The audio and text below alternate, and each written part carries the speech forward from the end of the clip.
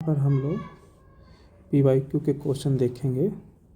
ठीक है, अब क्वेश्चन नंबर 1 ध्यानपूर्वक समझें। The surface area of A balloon of spherical shape being inflated increases at a constant rate. ठीक है, तो सरफेस एरिया इंक्रीज कर रही है कांस्टेंट रेट से। इसका मतलब ये है कि जो सरफेस एरिया आपका यस है उसका रेट आपका है कांस्टेंट के। ओके, तो इस अब यस आपका क्या होता है स्फेरिकल बैलून का, तो इम्प्लाइज देयरफॉर या that is D D T S को आप लिखते हैं 4πr² इज इक्वल टू यहाँ पर कांस्टेंट के है। इसे आप डिफ्रेंशिएट करोगे तो इसे डिफ्रेंशिएट करोगे तो 4π कांस्टेंट है, बाहर हो जाएगा। r² का डेरिवेटिव हो जाएगा 2r, फिर r का डेरिवेटिव होगा r' को अब यहाँ पर हम dr/dt लिखेंगे इज इक्वल टू कांस्टेंट के।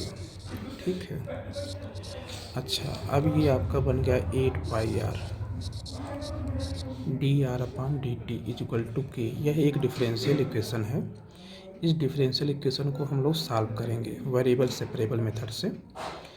तो dr इज इक्वल टू के टाइम्स dt, दो ही वेरिएबल हैं, एक r है और एक t है।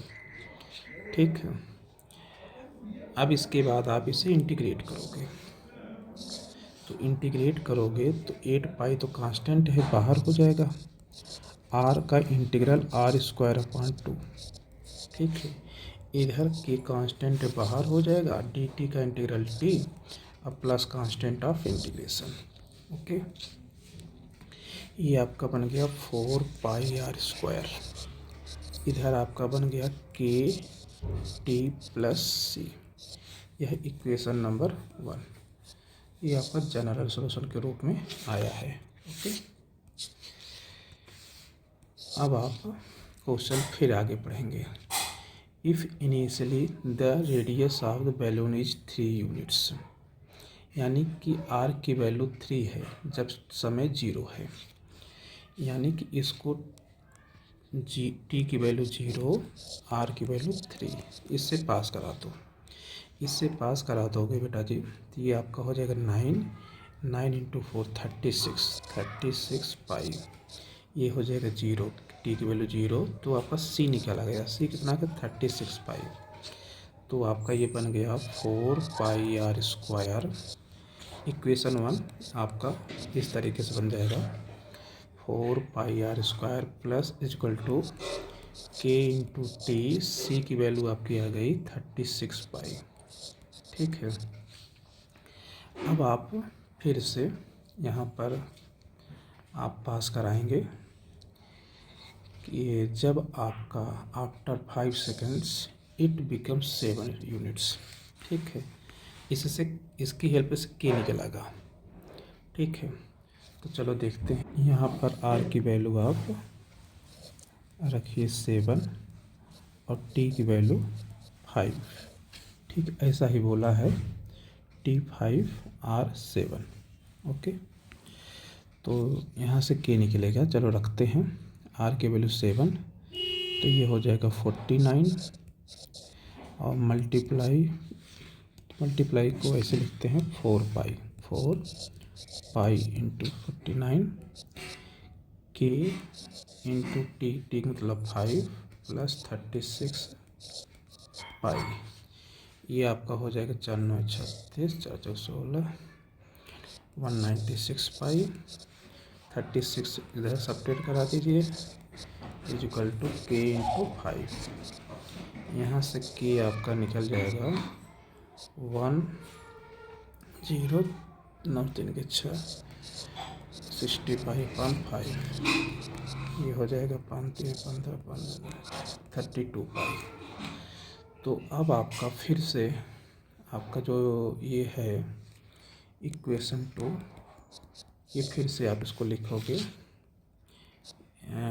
Equation 2 implies that 4 pi r square is equal to के कितना है 32 pi into t plus 36 pi. देखो कुछ कैंसिल होगा, 4 से कैंसिल हो जाएगा सब, और पाई भी कैंसिल हो जाएगा, तो r square is equal to 4 8 32 8 t अब प्लस 4 9 36 9। ठीक है, ये हमारा आर और टी के बीच में एक रिलेशन आ गया है। इस रिलेशन की हेल्प से जो भी चीज़ आप फाइंड करना चाहते हैं आपको मिल जाएगा। आर और टी के बीच में रिलेशन है। तो यहाँ पर पूछा गया है कि then its radius after 9 second, तो यानी टी के पोजीशन पर आप 9 रखें, आर आपका देखो क्या मिलेगा। तो आप रखिए टी के पोजीशन पर 9 है, तो r square equal to 8 multiply 9 plus 9, ये हो जाएगा 72 प्लस 9, ये हो गया 81।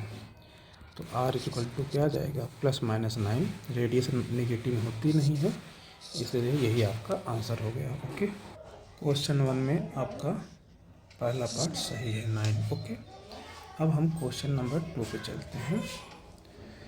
तो क्वेश्चन नंबर 2 में आपको उन्होंने बताया है कि आपके पास एक राइट सर्कुलर कोन है, ठीक है, एक वाटर टैंक है जिसका शेप राइट सर्कुलर कोन का है। Okay, with axis vertical and vertex downwards, मतलब ये इस तरीके से है figure. It's semi vertical angle is tan inverse 3/4। कहने मतलब ये जो एंगल है वो आपका tan इनवर्स 3/4 है। Okay, water is poured in it at a constant rate of 6 cubic metre पर आवर। इसकी यूनिट देखकर आप पहचानते हैं कि किसके विषय में बात कर रहा है। तो ये बात कर रहा है वॉल्यूम के। तो बेटा जी वॉल्यूम का फार्मूला आप लिख लो। वॉल्यूम का फार्मूला होता है 1/3 पाई आर स्क्वायर एच। ठीक है, तो इसको आपको क्या करना होगा, डिफ्रेंशिएट करना होगा। तो यहाँ पर तो दो वेरिएबल हैं, एक आर है और एक एच है, इसलिए आप क्या करेंगे, किसी एक वेरिएबल में चेंज करेंगे। तो यहाँ पर आपको सेमी वर्टिकल एंगल दिया है, ठीक है, ये एंगल दिया है। तो यहाँ से आप इसको जो आपका tan इनवर्स 3/4 आपको दिया गया है, गिवन है, इसे थीटा बोल दो। तो कहने का मतलब आपका ये थीटा है। यहाँ से 3/4 आपका निकल जाएगा tan थीटा। ठीक है, tan ये 3/4 आ गया। तो इसका मतलब ये है आपका परपेंडिकुलर 3 है, बेस आपका 4 है। ओके, तो यहाँ से आप बता सकते हैं, ये देखो बेटा जी थीटा ये एंगल है, इसके सामने परपेंडिकुलर होता है। अब ये आपका बेस है, तो यानी कि इनका जो रेशियो है वो आर ये हो गया, ये आपका एच हो गया। ठीक, अच्छा, अब इसका रेट जो है आपको 6 दिया है, यानी आपको ये भी दिया गया है गिवन डी ऑफ वी आपको दिया गया है 6। ठीक है, इनका ये रेट दिया गया है। अच्छा, अब आप इसको डिफ्रेंशिएट करना होगा, तो किसके रिस्पेक्ट में करोगे, इसके लिए आपको यहाँ से आर स्क्वायर एच है, ठीक है, तो आपको किस में फाइंड करना है, तो पहले आर में फाइंड करना है, एच में फाइंड करना है। क्वेश्चन को पूरा पढ़ेंगे तो ये बात पता चलेगा, ठीक है। तो द रेट, ठीक, at which wet curved surface area of the tank is increasing when the depth of the water, यानी एच के विषय में। तो तुमको यहाँ पर फाइंड करना है, मतलब यहाँ एच में कन्वर्ट करना आपके लिए फ़ायदेमंद होगा, ठीक है। तो ये जो है v, इसको आप पहले बदल लो, 1/3 पाई आर स्क्वायर, आर को कन्वर्ट। तो यहाँ से आर स्क्वायर आपका बनेगा 3/4 है ना, तो आर स्क्वायर इज इक्वल, पहले आर इज इक्वल टू देख लो। तो यहाँ से आर इज इक्वल टू आ जाएगा 3h/4, ठीक। तो आर स्क्वायर बन जाएगा 9h² ओके। अच्छा, अब यहाँ पर आप रखो, तो 9h²/16, एक एच तो पहले से है, तो ये हो जाएगा 9h³/16, ओके।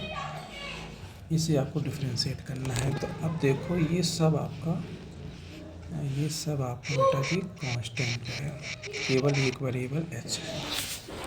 तो v को हम किसके रिस्पेक्ट में डिफ्रेंशिएट करते हैं? टाइम के रिस्पेक्ट में।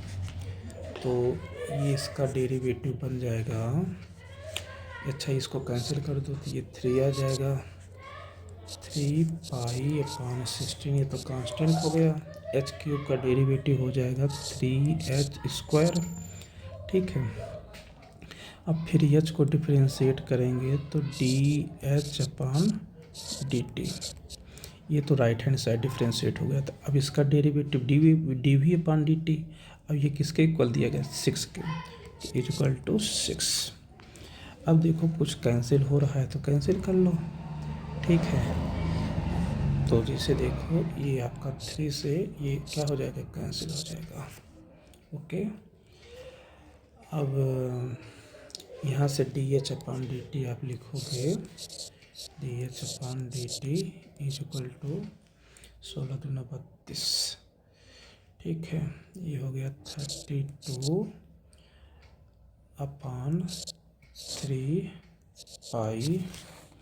ठीक है। और कुछ होगा देख लो, हाँ यहाँ से आपका h² भी आएगा, h², ठीक है। अब इसको आप देखो बेटा जी, इसको 4 मीटर पर क्या करना है? इवेलुएट कर लो। तो 4 पर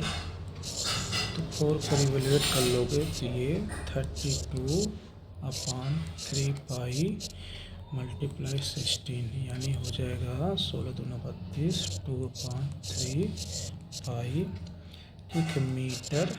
इसकी यूनिट कैसे में होगी? लेंथ है ना, h हाइट है ना, तो मीटर पर आवर, ओके। अच्छा, अभी यहाँ पर कहा है क्वेश्चन में surface area of the tank, okay. Surface area के अकॉर्डिंग फार्मूला क्या होता है? πr/l, ठीक है। तो यहाँ से अब आप L को देखोगे, क्या आपका L बनता है? देखो आप L, ये L है ना, तो ये यहाँ से आपका हो जाएगा L² = R²/, पाइथागोरस थ्योरम लगाओ, तो L² = R² + H², तो L² आपका बनेगा R² + H²। तो अभी आपने R² की वैल्यू यहाँ से रखा 9h² + 16, 9h²/16 + h², ठीक है। तो 9h²/16 + h², ये बन जाएगा 25h²/16, तो यहाँ से आपका एल आ जाएगा, यहाँ से आ जाएगा एल, तो रूट हो जाएगा, तो यहाँ 5h/4, तो आपका पाई आर की वैल्यू कितनी है, 3h/4। 3h/4 सबको एक ही वेरिएबल में रख रहे हैं, ठीक है, जिससे हमको डिफ्रेंशिएट करने में आसानी हो। एल के है 5h/4, तो ये बन गया 3×5=15, 15 पाई/16h², ठीक है, ये आपका बन गया 15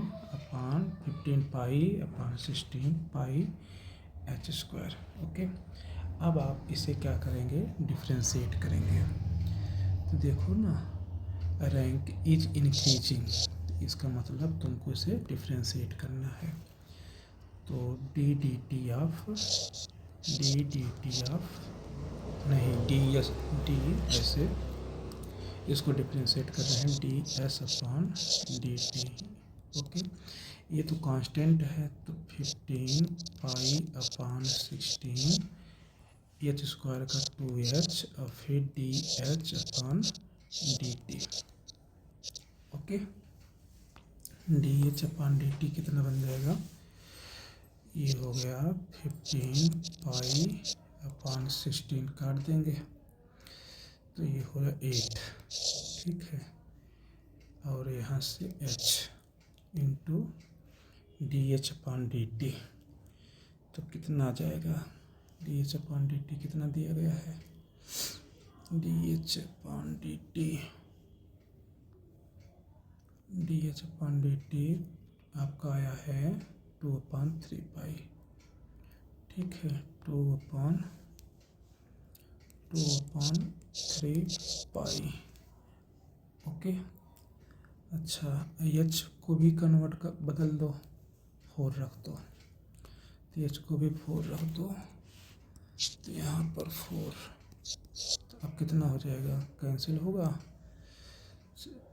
4 दूनी 8, ये तो इससे कैंसिल हो गया, पाई से पाई हो गया, 3×15, ये कितना आ गया 5, ठीक है। सरफेस एरिया है, यूनिट जो होगी मीटर² पर आवर, ठीक है। इस तरीके से इसका आंसर आ गया 5 मीटर² पर आवर, ओके।